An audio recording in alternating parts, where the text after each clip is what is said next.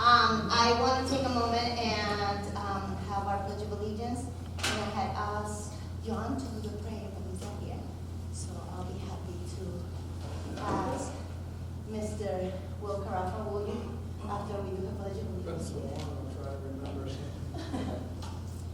I pledge allegiance to the flag of the United States of America and to the republic for which it stands, one nation, under God, indivisible, with liberty and justice for all. And Mr. Crawford, please. We thank the good Lord for minds to think, hearts to love, and hands to work for those that are unable to work for themselves. And we ask the Kiwanis Club and their members to give thanks to the food, to the nourishment of our bodies, and us to thy service. Make us needful of those of others. Thank you very much. God bless, and bon appetit. Amen. So we'll have lunch quickly, and then we can have Mark give us a quick presentation about his program, and then we'll do our installation, please, and feel free to dig in. So come and talk to the club, and I told him gracefully, yeah, sure, September 26th works great for after our track and field day, and then I remember we had installation of new officers. But we still have him here, and we're glad that he's here. He's going to take a few minutes to talk to us about the program that he's involved with and how can we potentially collaborate. Thank you. Thanks, Sylvia. Yep. All right, how's everybody doing? Thank you for giving me an opportunity to speak. You'll see I put a couple of handouts on everybody's table just so you can follow along a little bit. Okay, my name is Mike. I'm a community engagement and recruitment coordinator for Big Brothers Big Sisters Massachusetts Bay. We are a one-to-one mentoring group that focuses on serving children in at-risk and underserved communities throughout eastern Massachusetts by pairing them up with a transformational, one-to-one, professionally supported mentorship. What that means is we find folks in the community that are willing to volunteer their time a couple hours a month to spend with this child one-on-one, going out and doing low to no cost activities and just being a consistent, positive presence in their life. A lot of the kids that we work with come from loving homes, but they come from homes that don't always have the resources necessary to provide them with everything that they want. It could be a single mother that isn't able to adequately divide up time amongst all of the children, or she works 2 jobs, or is just trying to provide for their children but can't provide them that one-on-one experience. And so we're there to help supplement that what they're not receiving. What we are doing, the reason we're here today is we serve, our service area is all of eastern Massachusetts. So from the New Hampshire border all the way down to the Cape and Islands, we're serving about 3,600 kids a year, and with a goal of getting up to 5,000 kids served by 2022. Even though we have those wonderful goals and we're doing such great work right now, the problem is that in our area we still have over 1,100 kids on hold because we don't have enough adults to match them with become mentors. What we've decided to do is make a couple of targeted partnerships, focus on key communities that we want to reach, and one of those is with Mass General Hospital. We earlier this year started a new partnership with them to focus on 2 communities in their areas. We're focusing on Chelsea and Charlestown and trying to build up community-centric matches in those communities where the mentor and the child are both from the same community, be it Chelsea or Charlestown. So what I'm trying to do, what I'm here to do today is talk at a high level about that, answer any questions you might have, hopefully see if any of you here have an interest yourselves in becoming a mentor to one of these children, and even if not, taking what we've learned today and helping promote it amongst your networks in the community to help us find this children. We're focusing on trying to get at least 15 matches this year. We have currently 17 kids on hold in Chelsea because we don't have the adults to match them with. So it's a goal that we really feel is possible and doable, but any help you guys can provide with your knowledges of the community would be great. So. I get a question. Yes, of course. If you work in Chelsea but don't live in Chelsea, are you eligible for a match for Chelsea? Yes, you are. Yep. Yes, you are. We do that. One of the things that I typically do is more corporate recruitment. So I go into local businesses In Boston, I typically focus on north of Boston as well, so I'm going out trying to build our relationships up there. I'll go in and I'll host corporate information sessions. So go in, meet with a group of employees that have expressed some interest in becoming a mentor, talk with them about the programs that we offer, and answer any questions that they may have as well, similar to this, but more with a more formal presentation that I give as well. So we welcome people from companies, we welcome people from outside of Chelsea if they work in Chelsea, or those that are Chelsea residents that want to get back to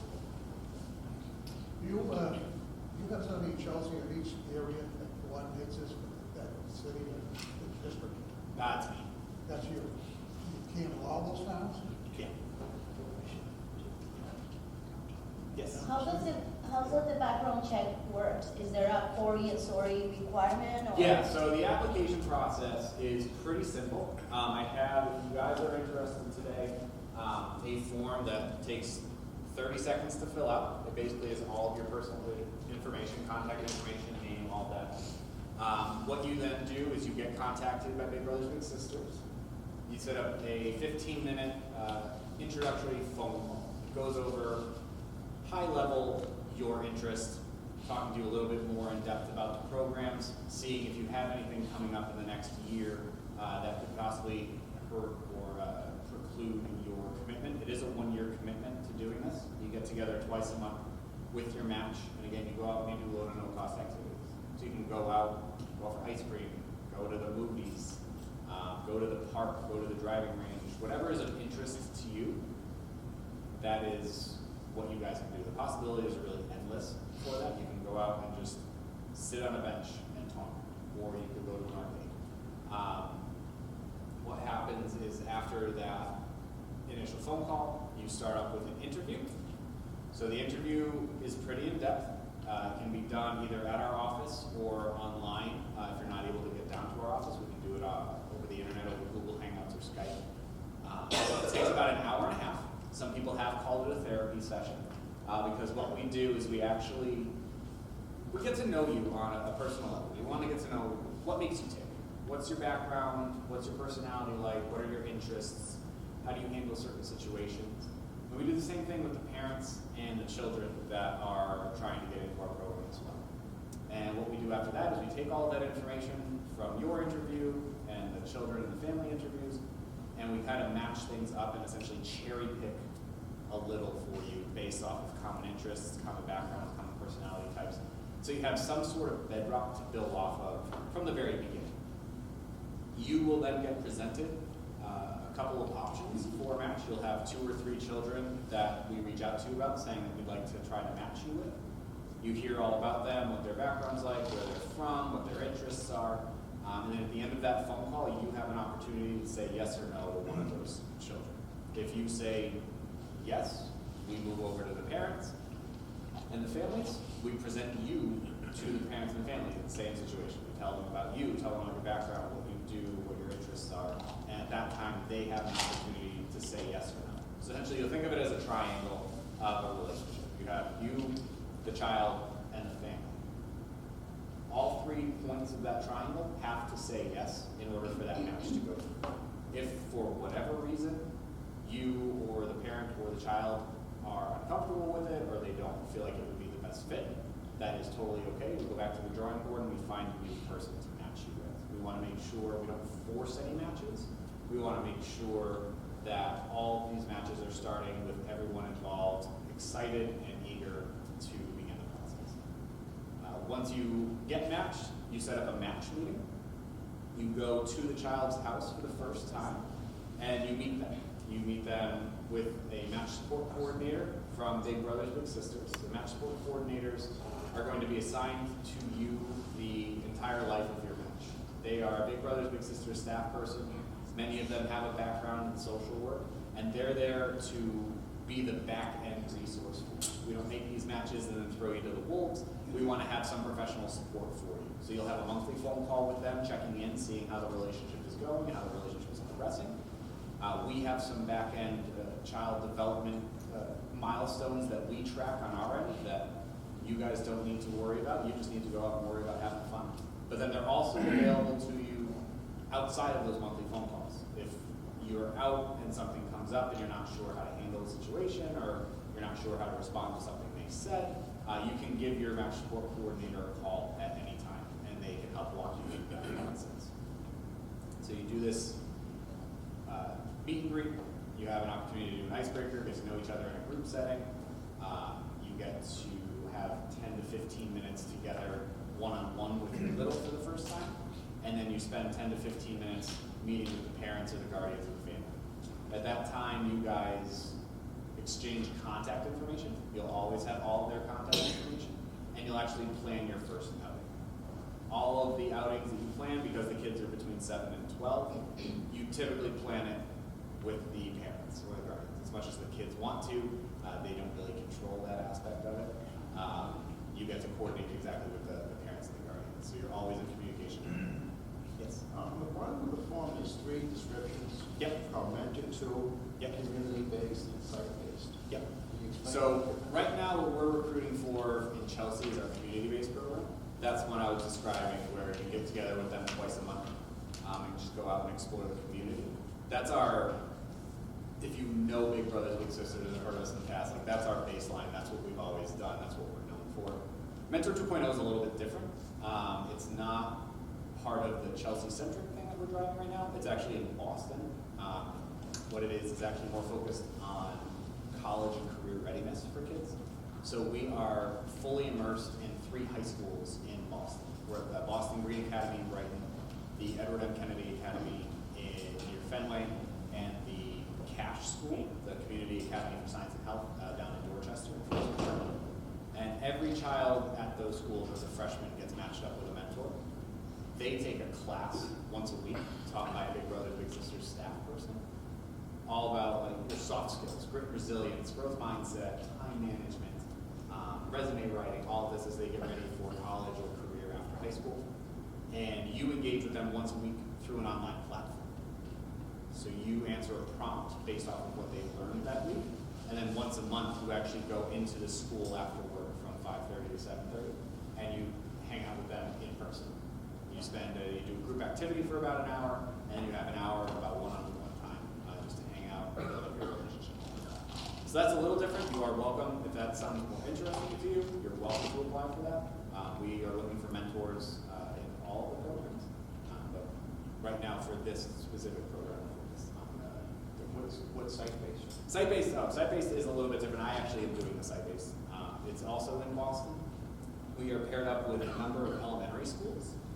And you, once a week, during the lunch hour, go to their school and you have lunch with them. You hang out, you eat with them, you hang out at recess, you spend some time with them during the school day, and you're able to go back to work or whatever you do in the afternoons.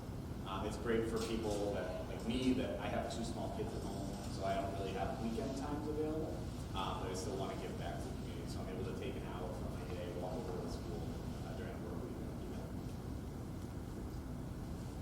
Is the match always male to male? Yes. Yep, it's always same sex, male to male. And match-up language, I guess, is too, as well. Right? Yes, so we ask on the application if you speak Spanish. All of the children in our program speak English, but that is for sometimes the parents or the guardians that are watching the children do not speak English, and so we ask if you speak it. It's not a requirement, but we just ask if you speak Spanish. It helps in the matching process to know that information. Yes. I apologize if this sounds, I don't think condescending, but I have a question. So when I was in undergrad and in grad school, I participated in a Big Brother, Big Sister type program, not part of any state-run program. And so that was based upon the school year. So when I see, a 1-year commitment, how do you define that? Because one thing that Eastern Massachusetts does have is 1 million college students. And if a college or university sets up their own program kind of like this, then they're actually in competition with you. So it seems like there could be a large untapped resource of undergraduate and graduate students that perhaps could be mentors in your program if the commitment was less than 1 year, if it was fit more around the school year. It's actually a good question. actually work with over 20 colleges in the area. We actually have college-based programs. Okay, that's good to hear. Yeah, one is that site-based program that I was telling you about, where they go off-site and they go to eat lunch with the kids. We also have what's called a campus-based program, where we work with local housing authorities to bring a group of children onto a college campus, let them see a college campus for the first time, eat in a dorm room, hang out, do activities on a college campus, and do that twice a month. Those programs, and the Mentor 2.0 and the site-based program, all work off of the school. So we're community-based is a one calendar year, say theoretically, it's September, so you would do September to September if you were matched. Mentor 2.0, site-based, and our college programs run on the school year. So you meet October to May every week for whatever the program is. You are off for the summer, and then you're rematched with that same child again the following October. And you hopefully stay with them all 4 years that they're in school, but it's a 3-semester commitment, so you can get to this still that 1 year. What is Mass General's involved? So Mass General is providing us some funding to do it, but also providing us with some resources to make this known in the community. They've connected us with like the Chelsea Health Center, who I'm working on directly with this, and working with the Charlestown Coalition in Charlestown to work on a program with them. Yes. Do you find that you need more men or women, or is it? Good question. We need both. There is a higher need for men. Overall, from our Eastern Massachusetts service area, with the 1,100 kids that are on hold, 90% of them are boys. Our gender is not very good at volunteering, so it's always my goal to find men to do it. And But I there just are think a women lot as of- well. And I just think a lot of mothers that have sons, single mothers, are looking for them to be able to have the interaction Yep, with exactly. male figures. Exactly, but that's not to say that we don't need women. Right. We need everybody, but it may take a little bit more time to match a woman versus a man. Do they tend to match them with the same-sex child? Yes. Yep. Always the same sex. It's always, that's. Yep. So for matching purposes for our community base, you can get matched in as little as 6 weeks. Going through the paperwork. Again, there's a query. We do background checks. We do references. You need to provide a family reference, a friend reference, and a professional reference, which is either your employer or a client or someone you've worked with in the past. To provide a reference of the character. You do the interview. You go from there to get the background checks done. I actually just went through the process myself. It was very streamlined, very simple. Took me about 20 minutes on a Friday night to ask for the references and fill out my background check information, and then did my hour-and-a-half interview. And now I'm waiting to be matched once October comes and the school year program starts. What are some of the core issues that will not allow a potential mentor to participate? The 4 things that we really are red flags for us are previous issues with violent offenses. So domestic violence, violences against children, those types of things. Obviously are red flags for us, being a one-to-one child program. There are opportunities to discuss that. It is a pretty strict program. We are in the process of evaluating as a company to see if there are ways that we can adjust our regulations around that. But for the moment, anything with a violent offense, even if it's just an arrest, is a red flag for us at this point. So a DUI when it was in their 20s, early 20s, and now they're in their 30s or 40s may not limit them from being able to. It's something they will probably bring up with you Mhm. during your interview, and you'll have an opportunity to discuss it. That one I don't believe is an automatic disqualifier. Okay.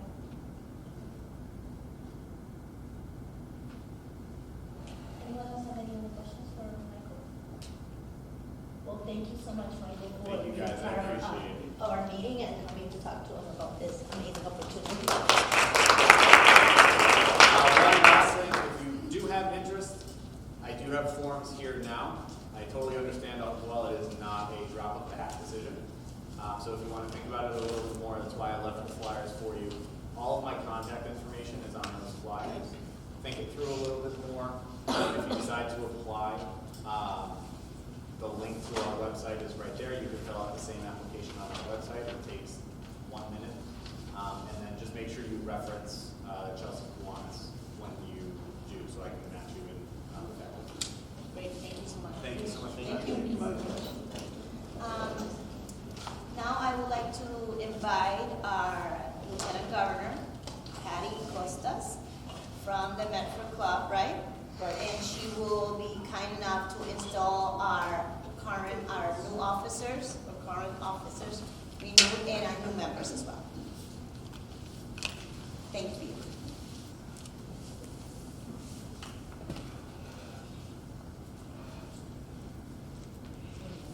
Hello, everybody.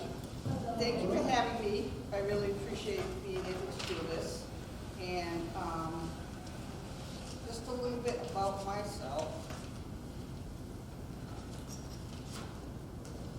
I've been a member of the Medford Kiwanis Club since 2007. I've been past president, distinguished secretary 3 times. I'm really happy to be here on your 90th installation. I would encourage all the new officers or any club member to attend the fall conference. It's on November 22nd to the 24th at North Conway Grand Hotel in North Conway. The room rates are $109 a night. It's a really great venue because the outlet stores are right outside the door. And I just wanted to give you the criteria for a distinguished club this year. Every year it changes according to what the governor wants to do. So this year, to be a distinguished club, what is required is an increase in membership by the club. And you guys are doing great because I hear you have 5 new members. That's fantastic. Participation by the club president-elect in club officer education, completion of a signature project, annual financial support to the Kiwanis Children's Fund and the Kiwanis Foundation of New England, and I see a lot of red jackets around, so I know you participate in that. Club representation at the district convention, club representation at the fall conference or midwinter conference, filing all monthly reports and elections on a timely basis, and sponsorship of the service leadership program. It sounds like a lot, but some of the things you probably already have. I know with the Red Jackets you're supporting KPTI, so it should be good. So now if I could have,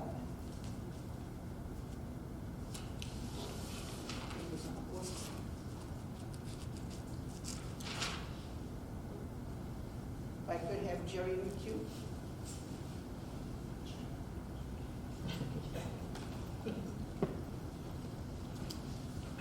Hi, Jerry. As treasurer, you have been elected to an office demanding integrity and financial responsibility. It will be your task to deposit the club's funds, to disperse them upon direction of your board. You will report the club's finance at each meeting of the board and on such other occasions as the president may request. I formally install you as president of this club, knowing that you will be faithful in the trust that has been given to you. Congratulations. Woo!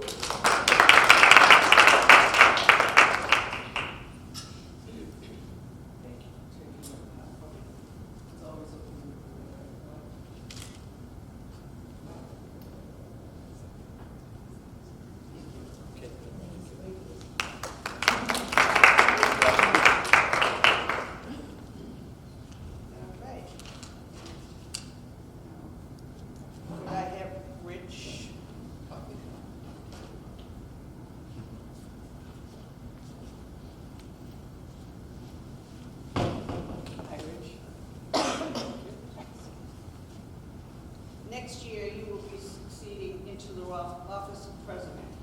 You must be prepared to carry on the duties of that office and to be available if and when the president is absent. Please listen to my charge to the president, for these words benefit you also.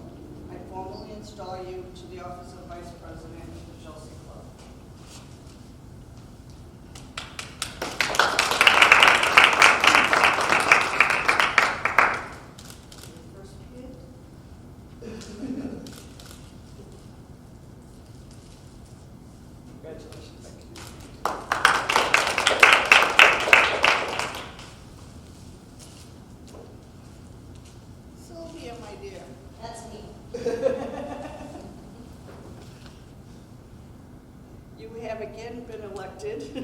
to the highest office that can be bestowed upon a member of the club. With this honor goes great amount of responsibility. The club felt that you could assume this challenge or they would not have placed you in this position. To no small degree, the success of your club this coming year will depend upon your leadership, the leadership that you display in the way you're conducting your club board meetings, counseling, and inspiration you give to your committees. Listen to your members, for they are the heartbeat of the club. Listen to your fellow officers, for they are experienced leaders. Listen to your district and international leaders, for they are in a position to help ease your load. You can be a great president, I know. Accept the challenge with open mind toward growth and service. Conduct your meetings with dignity, but in all, have fun. It's my pleasure to present Sylvia, the returning president of the Kiwanis.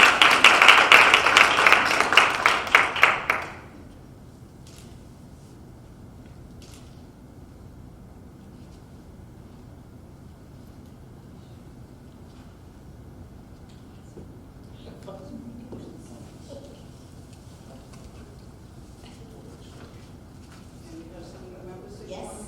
yes, we have the numbers. And the new members are all here? All except one. Which one? Jeanette Bellis is not here. Amy?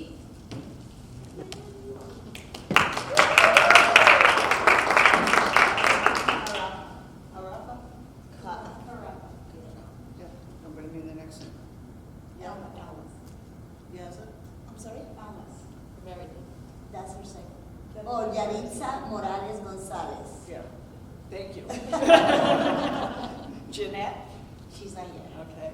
And then you said Joe? And Sarah? Yes.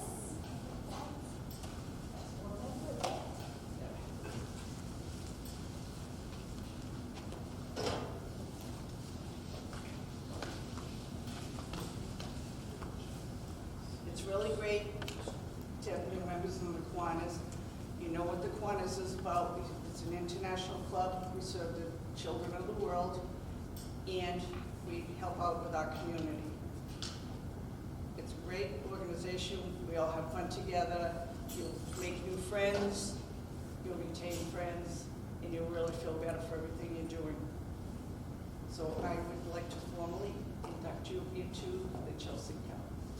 And this is just a little book. It's called Kiwanis as a Verb, and it's just different little essays and stuff from new Kiwanis people, how they felt after they joined their clubs, and it might help.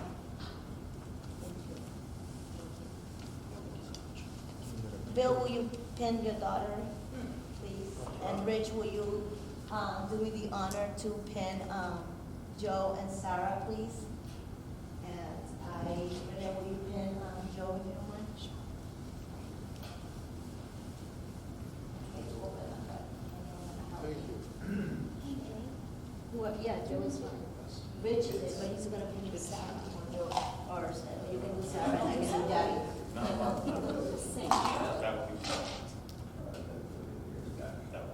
Congratulations.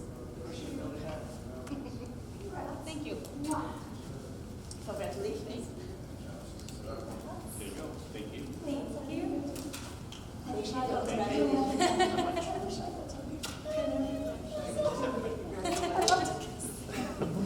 Thank you. Congratulations. Can we get a picture with the Lieutenant Governor and then we'll, I have some presentations quickly.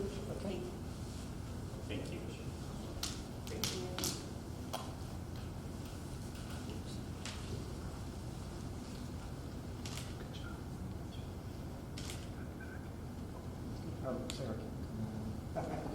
Get close to There we Joe. go. I shot right across. Thank you. Thank you, guys. Thank you. All right. So, I have some, so you guys know I'm the crazy, hyper member, president and returning president, and I have a couple of things that I don't want to say. I just want to say a couple of things, actually, yes. One, Here we go. one, let's continue to have fun. Please bear with me with my craziness and my hyperness and the amount of emails I send to you guys. I'm trying to make the best out I can, and I hope that when we have our retreat in November, we can dive into our bylaws and everything administratively that we have to do as a club. And thank you for those of you that continue working in the membership growth, because it was one of my goals. And as you can see, we have 4 members, one more that is coming in, but she's unable to be here. She's traveling for her anniversary. So we're excited about that.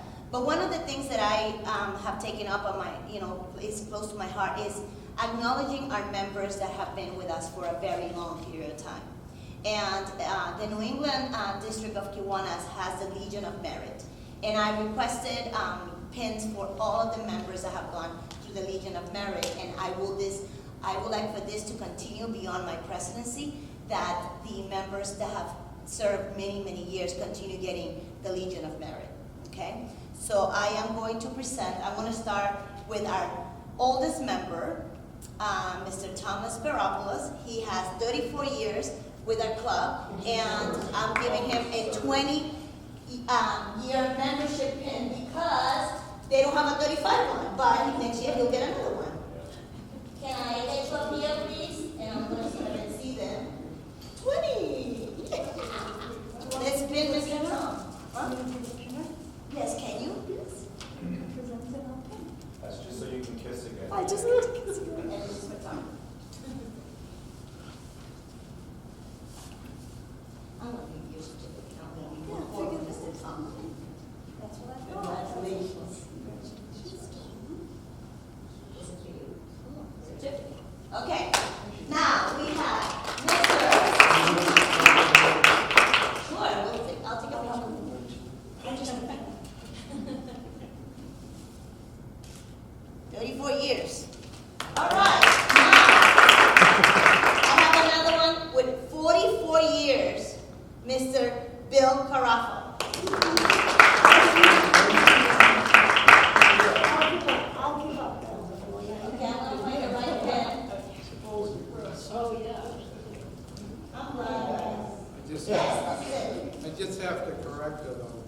With my attendance, you probably could drop it down to 24 years. No. Can you catch me? Congratulations. 1975, thank you. You're very welcome.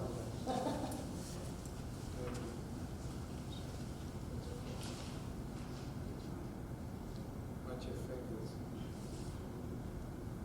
That's why they made them red in case you got blood. Yes. Thank you. All right. Thank you. Now we're going to go with Mr. Paul Ford.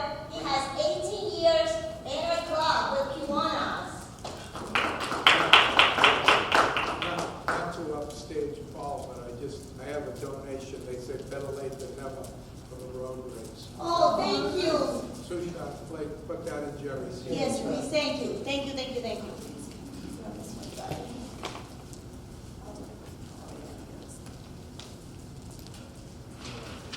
Congratulations. Sorry. What was that? No, you're correct. I get to pin you. Another pin for the collection. Picture? Mwah.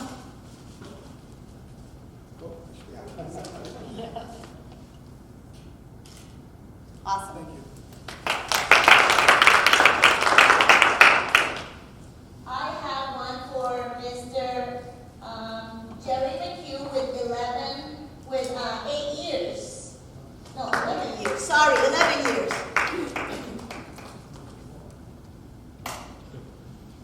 I don't know what I'm doing. Yes, okay.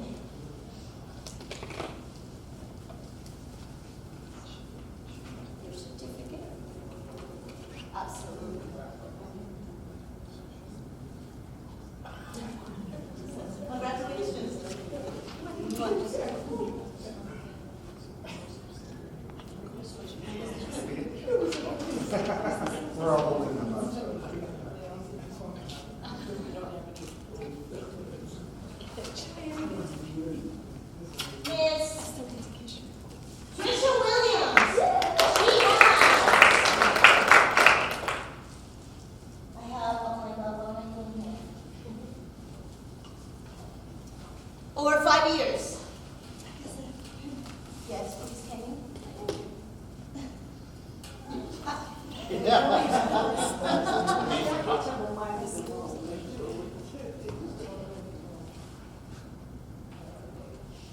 And since we're doing it right here, now we can do it backwards for Miss Renee. That's what we're doing.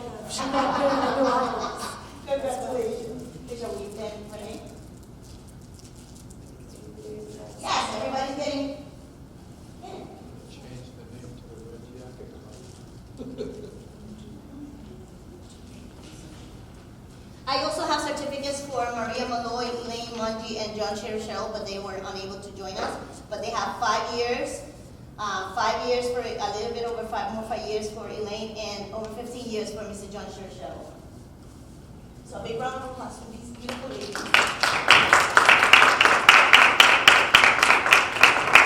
What about you, Sylvia? I got my own pin. Did you come in? I put it on. My mom put it on. Oh, all right. My mom put it on in my office. I want to thank everybody, and don't forget we have our 90th anniversary comedy night at Kowloon, November 21st.